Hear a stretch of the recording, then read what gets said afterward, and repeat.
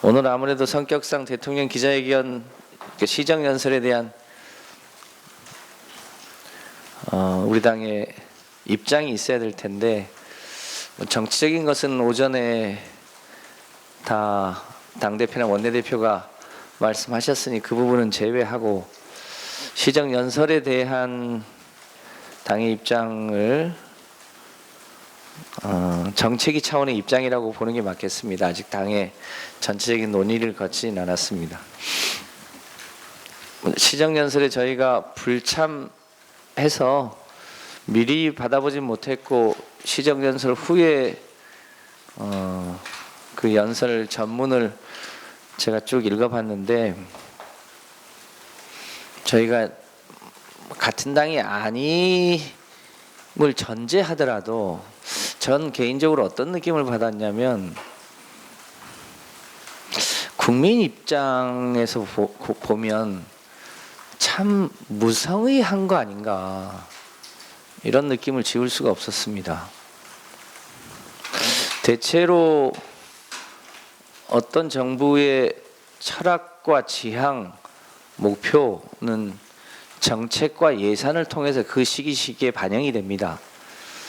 그 상황에 대한 진단이 있고, 그 문제를 해결하기 위한 정책과 예산이 있고, 그것을 통해서 새롭게 만들어가야 될 세상이 있는데,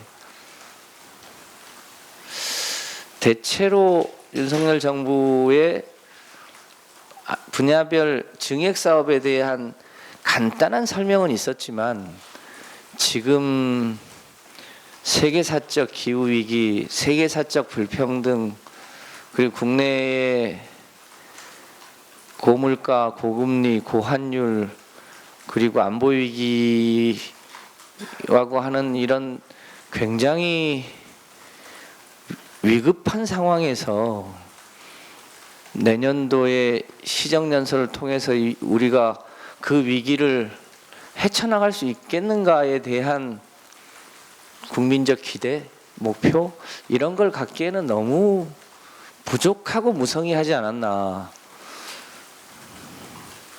싶어서 너무나 안타까웠습니다. 핵심은 긴축재정과 약자복지로 느껴지는데,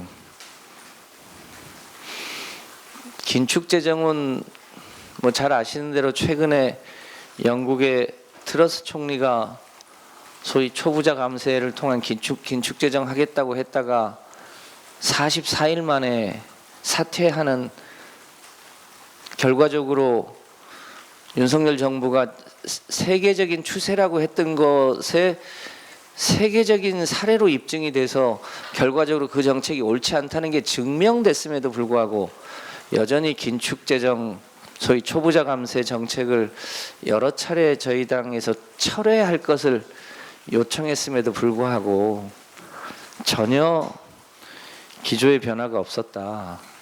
결과적으로 부자 감세에 기초한 예산을 편성했음에도 불구하고 약자복지라는 이름으로 포장했으나, 윤석열 정부가 일부 증액한 사업이 마치 전체 사업인 것 마냥 얘기하는 것이 너무 안타까웠습니다. 저희가 대충 추계해 보니까 소위 지금 고물가 고금리 시기에 민생 예산이 삭감된 것만 대략 한 10조 원 정도 됩니다. 자세한 항목은 별도로 저희가 제공하도록 하겠습니다. 저희가 내일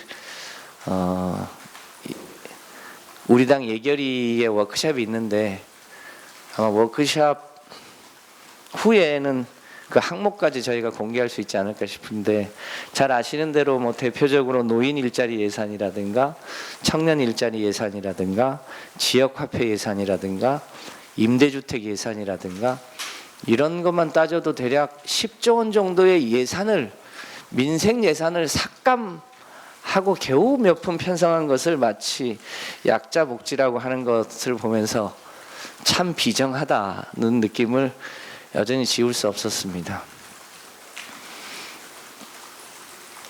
아시는 대로 세계적으로 불평등 문제와 기후위기 등을 극복해 나가야 되는 중대한 시기인데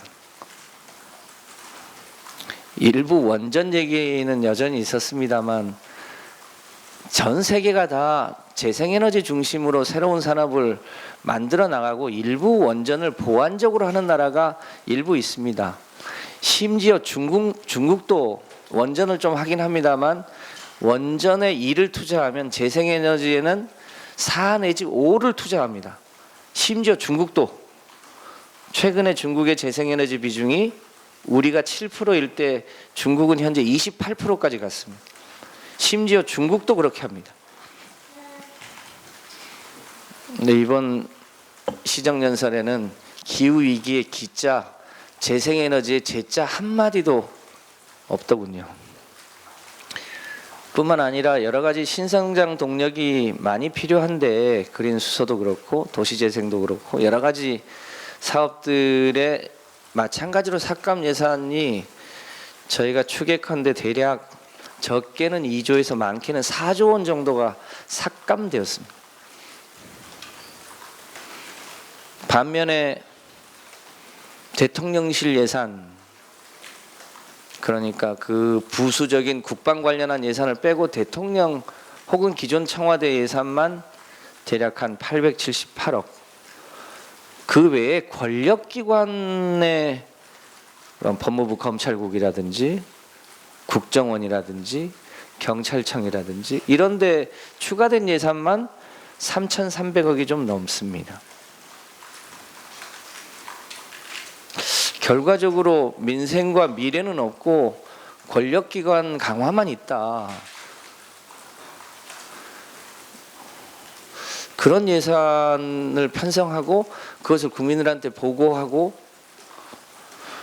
그 보고 속에서 국민들이 어떤 느낌을 받았을까 참으로 안타깝고 지금 윤석열 정부에 대한 일반적인 국민의 평가가 무지, 무능, 부대책 이런 이미지가 많이 쌓여 있는데 시정연설도 거의 그와 같은 수준 아니었나 싶습니다. 관련해서 저희 이제 본격적으로 예산과 법안 심사를 하게 될 텐데 민생과 관련해서 꼭 필요한 예산 최대한 노력을 해보겠습니다. 그동안 쭉 얘기해왔는데 예를 들면 지역화폐 예산, 어르신 일자리 예산, 임대주택 관련 예산, 청년 일자리와 관련된 내일 채용 공제 예산, 소상공인 경영 안정 지원 예산, 쌀값 안정화와 관련되어 있는 대체작물 지원 예산, 재생에너지를 확대하는 예산,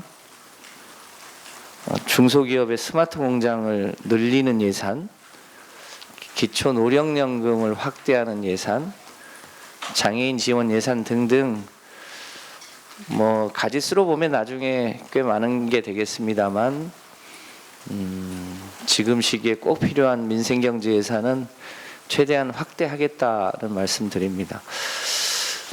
예산을 어떻게 확보할 거냐? 상황이 녹록치 않습니다. 다만 예산안을 확정하기 전에 예산 부수 법안을 처리해야 하는데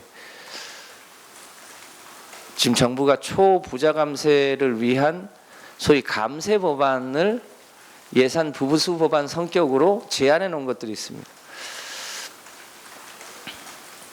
그래서 초부자 감세에 대한 법안이 처리되지 않으면 그만큼이 세입 부분에서 증액됩니다.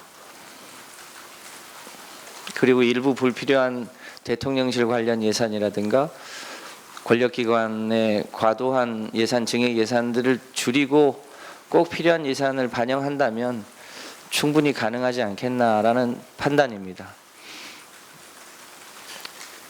상대가 있기 때문에 정부가 어떻게 나올지 우리로서도 알 수 없습니다. 다만 민주당의 각오는 의원 개개인의 무슨 쪽지 예산이나 불효불급한 예산을 둘러싸고 무슨 흥정하거나 이러지는 않겠다. 우리 사회에 꼭 필요한 예산은 적극적으로 반영하되 뭐 의원 개개인의 무슨 민원성 예산이라거나 이런 건 일철 배제하고 국민의 민생 차원에서 예산안 심사를 적극적으로 임하겠다는 말씀 드립니다. 두 번째,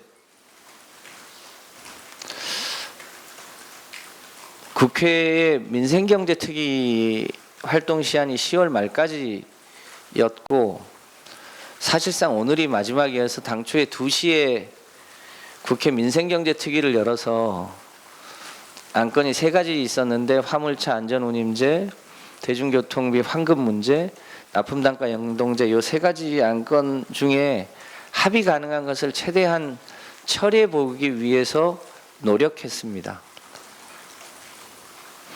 그런데 국정에 무한한 책임을 지고 있는 여당은 저희가 여러 가지 소위 관련 단체들과 사전 협의 등을 통해서 합의 가능한 수정안을 여러 차례 제안했으나 일절 응하지 않았습니다. 마지막까지 주호영 원내대표도 중소기업 중앙회를 찾아가서 납품단가 연동제는 꼭 하겠다고 해서 일말의 기대를 갖고 납품단가 연동제와 관련한 우리 당의 합의된 의견을 법안 형식까지 다 담아서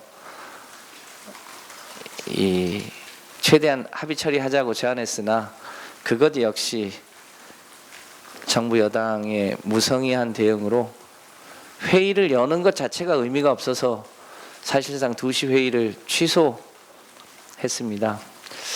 결과적으로 이제 민생안전경제특위는 기한이 10월 말까지라 여기에서 더 법안을 합의 처리하는 건 어려워졌고 결국 산자위나 국토위 등의 상임위로 안건이 넘어가게 됩니다. 저희는 상임위원회 차원에서라도